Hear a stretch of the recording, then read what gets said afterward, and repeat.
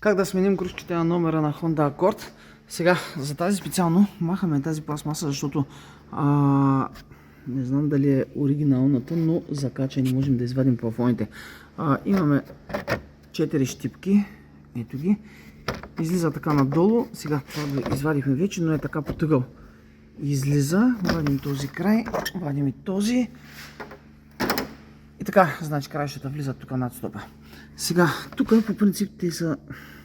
Този го извадихме, но размърдваме и по принцип трябва да натиснете този край.